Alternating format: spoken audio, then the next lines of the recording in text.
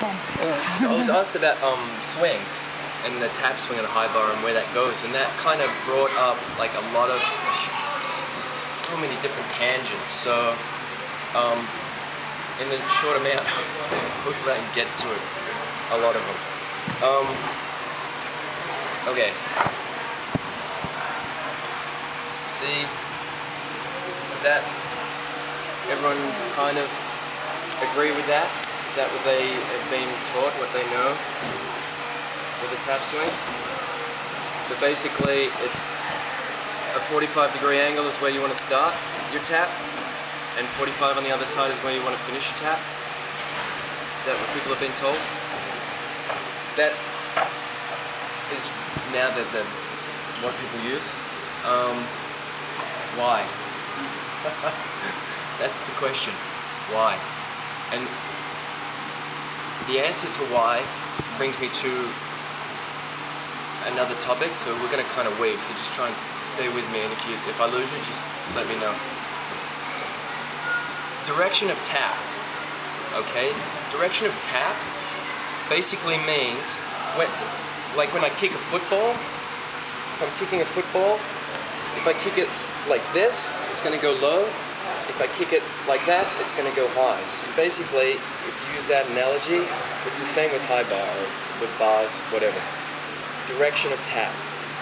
So if I tap any later than this, my tap is now going to go forward. Does that make sense to people? If you start your tap early, and it finishes here, my direction of tap is now forwards.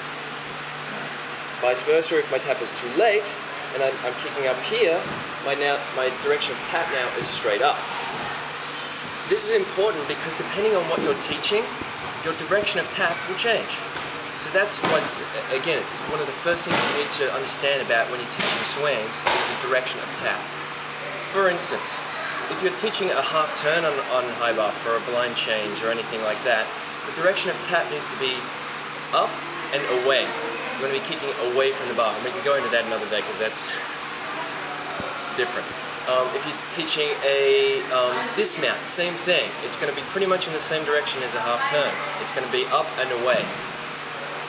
If you're teaching a Kovacs or something like that, or it's going to be up and down. If you're teaching a Dekachev, it's going to be more front and back, this way.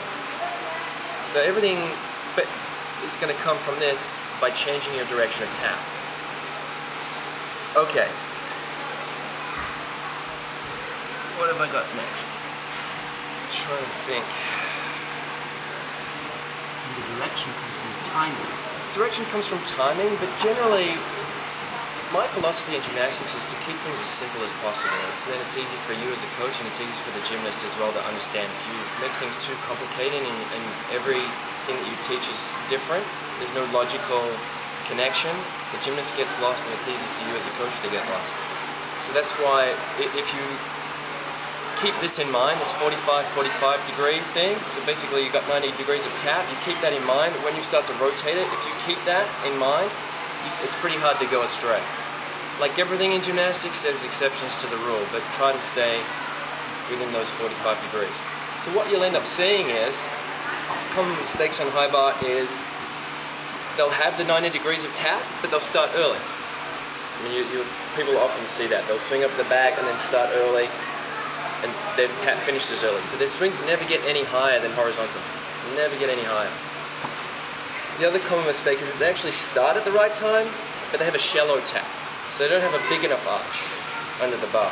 Or they have a big arch, but then they come through with their hips. That's a really common mistake. And that can be caused by tight hips or a huge number of reasons. Okay, so that was basically the first concept that I wanted to get across, is the direction and this whole 90 degrees and 45 degree angle. As a coach, how do you find that? For girls' bars, basically if they're going to be on the bar, on the high bar, directly under the low bar is pretty much 45 degrees. So things for men, it's where the cables are.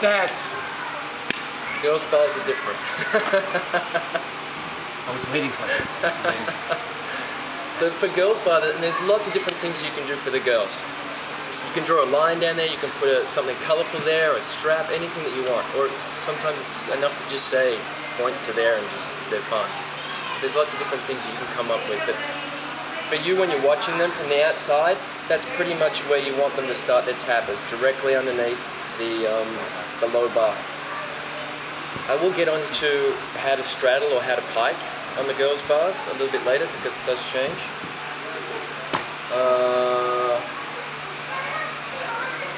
Again, I'm going to kind of a little bit go off topic, but not, and then we'll start talking about drills and what we're after. So we'll go down here.